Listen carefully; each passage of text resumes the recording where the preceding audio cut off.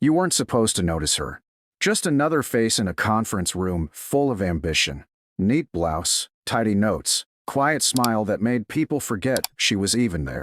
They called her Lena Morales, the data girl. The one who fetched reports and stayed late fixing charts no one read. But sometimes, life hides its most extraordinary chapters inside the most ordinary pages. If you agree that real heroes don't always wear uniforms, make sure to like and subscribe, because this story will change the way you look at silence forever. That morning had started like every other. Coffee cups sweating rings onto polished oak, executives shuffling slides about budgets they barely understood, and the low hum of small talk trying to sound important. Lena sat 3 chairs from the end, fingers resting lightly on her laptop keyboard, her face calm but distant, not detached, just listening the way a hawk does, patient, still, calculating wind before the strike. Around her, conversation fluttered without meaning. If we can just get procurement to push the deadline, someone droned. We'll need more hands on cybersecurity next quarter, another said, glancing briefly at Lena, but not long enough to see her eyes sharpen at the word cybersecurity. She had joined Rydell Systems barely a year ago, a mid-level defense contractor known for innovation it mostly outsourced and credit it never earned. On paper, she was an analyst, level 3 clearance, civilian contractor. Off paper, she was something else entirely, though no one in that room had ever asked. They didn't see her as someone with a past, just potential, the kind that stays politely in the background. She didn't mind. There was peace in invisibility. The hum of the projector filled the silence between slides. A manager named Fuller, a man who loved his voice the way others love victory, stood near the head of the table clicking through his presentation. As you can see, he said, gesturing toward the graphs, our data response timeline has improved by 14% quarter over quarter. Applause, half-hearted. Lena typed a note. Soft clicks of keys drowned beneath the chatter. She already knew his numbers were wrong. She'd fixed the metrics last night after midnight, recoding the entire dataset from scratch. But she said nothing. She never did. It was easier that way. To nod, to smile, to be overlooked. That was how she'd learned to survive in a world that had once treated her as both indispensable and expendable. In another life, she'd worn flight gear instead of cardigans, listened to engines instead of egos.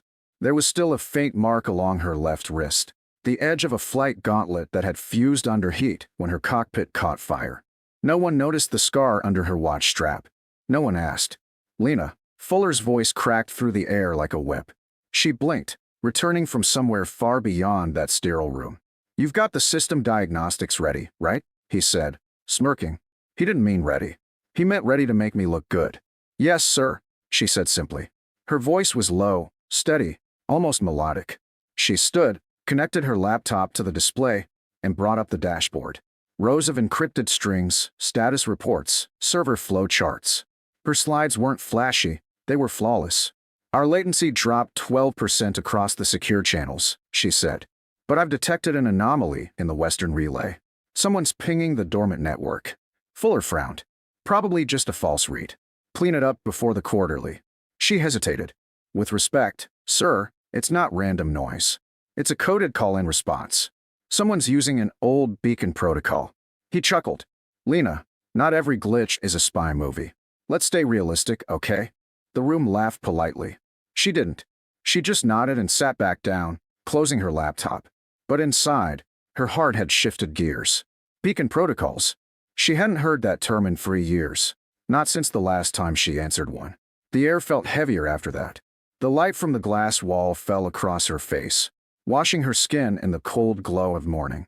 She could almost hear the hum of engines again, feel the vibration through the soles of her boots, smell the sharp scent of burnt fuel and dust. Raptor 7, they'd called her then. The girl who saw through chaos. The one who never missed. But that was another life. One sealed under layers of non-disclosure and memory. Someone made a joke about rookie paranoia. Another asked if she'd ever even been near an active base. She smiled faintly, eyes on her screen, letting their words pass like weather. It was easier not to correct people. Let them underestimate you. Let them laugh. They'd laughed before. Pilots twice her age, commanders with medals heavy on their chests. until the night she guided an entire extraction unit out of a mountain pass under blackout conditions, flying blind through a sky that wanted them dead. She had been 24. The code name, Raptor 7, wasn't assigned to her. It was earned. Now, she was 28 and hiding behind spreadsheets. Funny, she thought, how peace always came disguised as paperwork. Fuller clicked to another slide, droning on about timelines and deliverables, but Lena wasn't listening anymore. She was watching the small black intercom on the wall, the one no one ever used. It had a faint red light, unlit, inert. She'd noticed it flicker once when she first arrived at Rydell. The same frequency, same pulse pattern she'd seen years ago in a forward ops command center outside Aleppo. 2 long, 1 short. A code reserved for emergencies. She felt her pulse echo it now. 2 beats, then 1. Steady. Waiting. Outside, beyond the tinted glass, storm clouds gathered over Arlington. The air pressure dipped. She could feel it in her ribs like an old memory. Someone cracked a joke about the weather. Laughter again. She glanced at the intercom. Still dark. Still silent.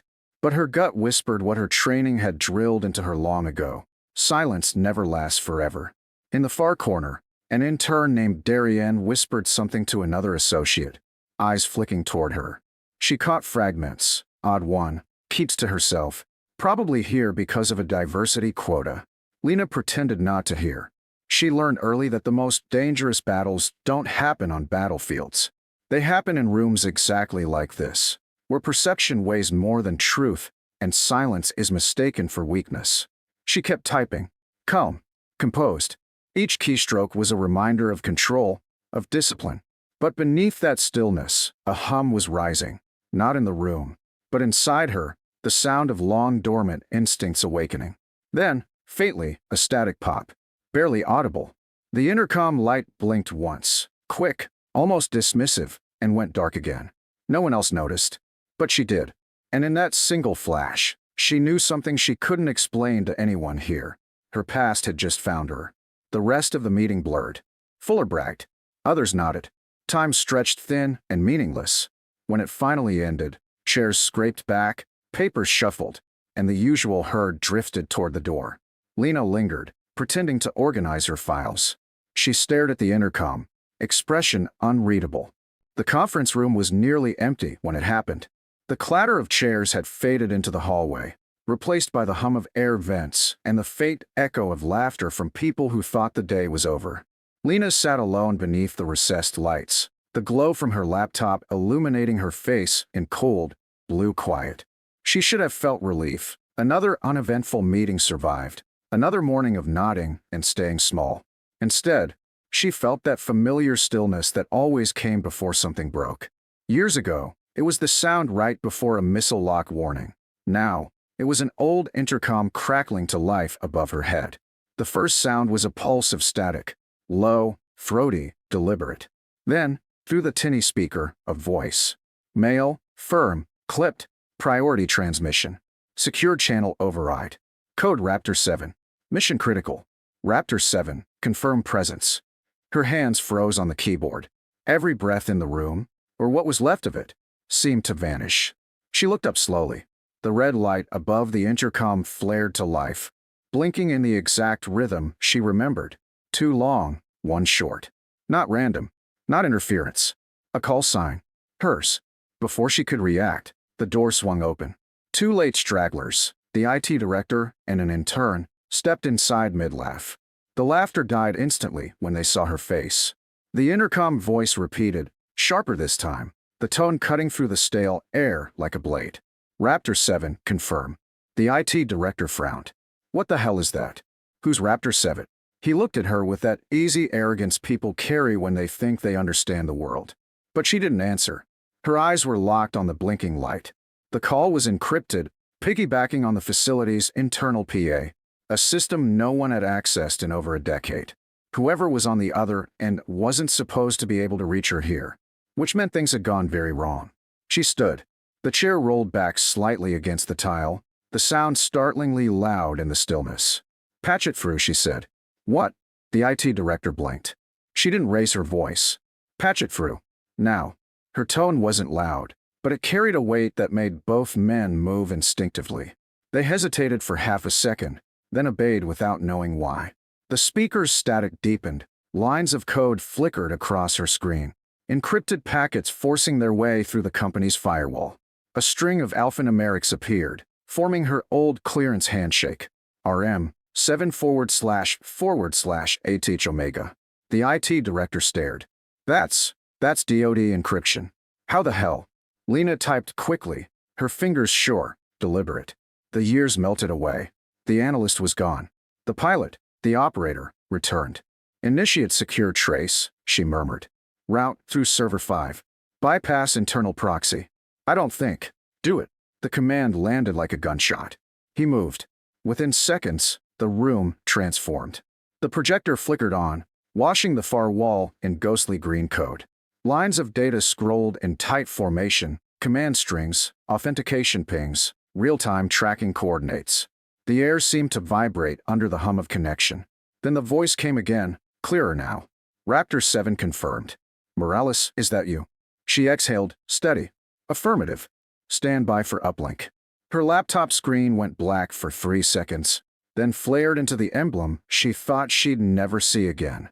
The black silhouette of a hawk over a grid. Raptor Command Unit. The IT director took a step back. Jesus Christ, that's military. That's classified, she said softly. You didn't see this. The intern stammered, eyes wide. Wow, what's going on? National security, she said, not unkindly. Sit down. The transmission solidified. On screen appeared the face of a man she hadn't seen in 3 years, Colonel Avery Pike. Older now, gray at the temples, but the same hard eyes. Morales, he said, voice low, urgent. We've got a satellite breach in the Phoenix grid. Your system flagged the anomaly before ours did.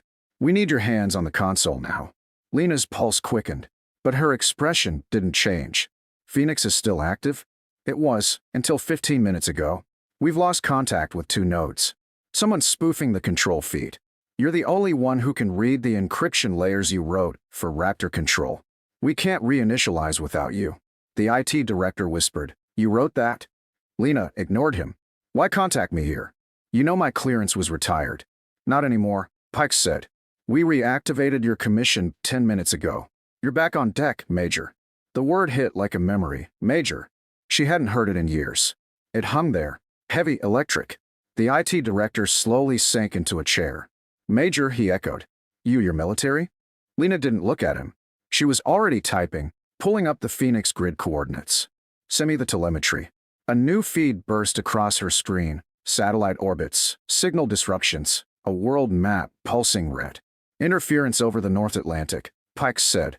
Pattern matches the old Raptor protocols. Someone's trying to hijack a comm bird. Her eyes narrowed. Impossible. That network was buried. That's what we thought. The screen glitched, static crawling along the edges. A voice, distorted, bled through the channel. Unfamiliar. Male. Calm. Hello, Raptor 7. Still guarding ghosts. Then the feed cut. For a moment, no one breathed. Lena's fingers hovered over the keyboard. Pike's image froze mid-frame, then dissolved. The intercom light went dark. Silence. The IT director broke it first, voice thin. That wasn't a drill, was it? Lena shook her head. No, that was contact. He swallowed hard. Who the hell are you? She closed her laptop slowly, eyes distant. Someone they shouldn't have needed again. He stared at her, trying to find a joke, a context, something normal to anchor to. But there was nothing normal left. She could still hear the static ghost of that voice in her ears, still guarding ghosts. And beneath it, the old ache in her chest, the part that never stopped flying even after the engines had gone silent. Outside the conference room, footsteps hurried past, oblivious. Phones rang, coffee cups clinked. The world continued its rhythm, unaware that one of its hidden guardians had just been reactivated. Lena stood again, her chair gliding back with quiet finality. The IT director watched her, unsure whether to speak. Do you need access? She said, cutting him off gently. To the West server. Full bandwidth. He hesitated. That's restricted too. It isn't anymore. He saw something in her eyes then. Not anger, not panic, but focus so precise it was almost frightening. She walked toward the security terminal, typing faster than he could follow. Doors on the screen unlocked in sequence. firewalls folded open like obedient soldiers. When the feed came back, it wasn't Pike this time. It was a blank command screen, a digital horizon stretching into static. A single line of text appeared, pulsing. Mission parameters: reactivate Phoenix grid. Authorization: Raptor 7. Time to impact: 42 minutes. She read it once, twice. Then she whispered, almost to herself, "So it begins again." Behind her, the IT director just stared, realizing that the quiet woman from accounting had just assumed command of something he couldn't begin to comprehend. And for the first time since she'd walked into that building a year ago, no one in that room saw her as small. They saw her as what she had always been, a soldier in plain sight, awakened by the sound of her own name. The hum of the fluorescent lights had changed. It wasn't the lazy drone of office monotony anymore. It was sharper, faster, like the air itself had begun to recognize command. Lena's fingers flew over the keyboard, lines of encrypted data racing across the screen. The entire West server was alive now, every terminal syncing to her console, as if remembering who it truly belonged to. Behind her, the IT director hovered uselessly near the door, phone pressed to his ear, whispering something about national security, but she wasn't listening. Every instinct she'd buried under civilian normalcy was back, loud and precise. The clock on the wall read 3:42 p.m., 40 minutes left. The mission timer pulsed in the corner of her screen, a cold reminder. Time to impact: 40 minutes and 12 seconds. She knew what that meant. The Phoenix satellites didn't just carry communications. They monitored deep-sea missile systems, old deterrents built on older fears. If someone had hijacked the control grid, they could blind half the Atlantic defense network. The kind of blind spot that made nations nervous enough to act. She couldn't let that happen. The intercom flickered again, the red light flashing once. Then Colonel Pike's face returned, the image grainy but stable. Morales, status: I've got the breach contained to the Western relay. They're tunneling through obsolete command ports, the ones we abandoned after Raptor operations shut down. Meaning, they know the old systems. Which means whoever's doing this was one of us. Pike swore under his breath. Do you have a trace? Working on it. But they're smart. They're masking through satellite bounce-backs, hundreds of them. Only someone who knows the Raptor architecture could do that. Someone like you, Pike said quietly. She didn't respond. The IT director swallowed audibly. Are we under attack? Lena didn't look away from the screen. No, she said softly. We're being tested. Her hands danced through the keys. Command lines cascaded in perfect sequence, years of training distilled into muscle memory. She rerouted the Phoenix network to secondary encryption tunnels, the kind she'd built to protect her own drone fleets years ago. The breach pulses faltered for a second, then surged again, harder. Whoever was on the other side had noticed her move. The speakers crackled, and that same unfamiliar voice bled through. Distorted, confident, almost amused. You still fly blind, Raptor 7. Let's see if you remember how to land. Her jaw tightened. Trace the signal, she ordered. Already on it, Pike replied. They're using a triple-hop relay through Norway, but... Wait. Her eyes narrowed at the telemetry spike. No, that's not real-time routing. It's mimicry. They're using reflection pings to fake movement. The signal's not in Europe. Then where? Her cursor froze over the data feed. Slowly, she turned toward the window, toward the skyline stretching beyond Arlington. It's here, she whispered. They're inside our own network. Our building. Before Pike could respond, every monitor in the room flashed white, then black. The air conditioning cut out. The hum died. The silence was suffocating. The IT director stumbled back. What thing? Lena rose from her chair. Emergency lockdown. How do I? Just pull the main breaker on my command. Wait for my signal. The speaker above them hissed. Then came the voice again, slower this time, too calm. You shouldn't have come back, Raptor. Her pulse didn't waver. She walked to the center of the room, staring up at the intercom as if she could see straight through it. You're not cleared to use that channel. Identify yourself. A pause, then a faint chuckle. Names don't matter. You taught us that. Her eyes flickered, memory slicing through years of distance. A storm-battered hangar. A younger pilot. A code name, Raptor 8. The last member of her unit before the blackout mission that ended it all. Everyone thought he'd died in the crash. Everyone except her. Alex, she said quietly. The silence that followed was confirmation enough. Pike's voice came back, shouting through static. Lena, the uplink's collapsing. You need to cut the line. She didn't move. He's in the system, Colonel. He's hijacking Phoenix to force a counterstrike simulation. If I cut the line, it'll trigger the failsafe. The satellites will think the US is blind and start defensive protocol. Meaning, every Allied base from here to Iceland goes dark. Communications blackout. Full grid reset. They'll think we're under cyber attack and retaliate. Then what's your play? She exhaled slowly. I talk him down. Morales. But she was already typing again. The intercom clicked as she rerouted the signal directly through her terminal, bypassing the building's speakers. Her laptop screen filled with code, and between the lines, a chat prompt blinked. Raptor 8. Still think you can save everyone? Raptor 7. You don't have to do this. Raptor 8. Don't I? They left us in the desert. Buried the unit. Buried us. You kept quiet. I didn't. Raptor 7. We did what we had to. Raptor 8. No. You survived. Her fingers trembled for the first time. Alex, listen to me. This won't bring anyone back. You'll start a chain reaction you can't stop. Raptor 8. That's the point. Let them feel the cost of forgetting. Then remember me, she said aloud, her voice cutting through the silence. Remember who pulled you out of the wreck. Remember who stayed behind when command called retreat. Static answered. Then a single line blinked back. Raptor 8. I remember. The breach feed slowed. For 3 long seconds, the Phoenix grid stopped blinking. Lena seized the moment.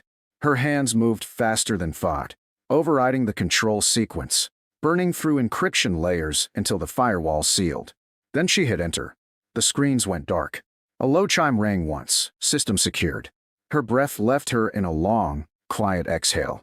Pike's voice returned, crackling with relief. Containment verified. Grid stable. Whatever you did, it worked. Lena stared at the blank monitor. He shut it down himself. Where is he now? She looked at the last trace signature. The coordinates were only 2 blocks away. Gone. The IT director slumped into a chair, pale, shaking. That was a war zone in here. Who was he? She closed her laptop and unplugged the cable. A ghost. Pike's tone softened. You've done enough, Major. We'll take it from here.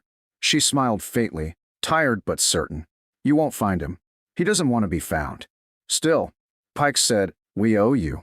No, she said, glancing around the room now bathed in the dull afternoon light. You don't owe me.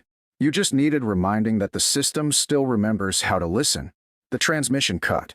The hum of the building returned, lights flickering back to normal. The intercom light dimmed one last time and went out for good. Outside, sirens wailed faintly in the distance, city traffic resuming its indifferent rhythm. Lena packed her things, the same laptop, the same black pen, the same quiet grace. As she walked out, the IT director rose, words fumbling from his throat. Major Morales, who are you really? She paused at the doorway, her reflection faint in the glass. Just an analyst, she said, who happened to be listening. Then she was gone, her footsteps soft against the corridor tile, her silhouette fading into the afternoon light. Behind her, the conference room still hummed with the residue of something far larger than anyone could explain. In the system logs, buried deep within the encrypted archives, one final message blinked once and vanished. Raptor 7, mission complete. Stand down. And though no one would ever see it, a new tag appeared beside her inactive profile, written in code that only 2 people on Earth could read. Status: active when called.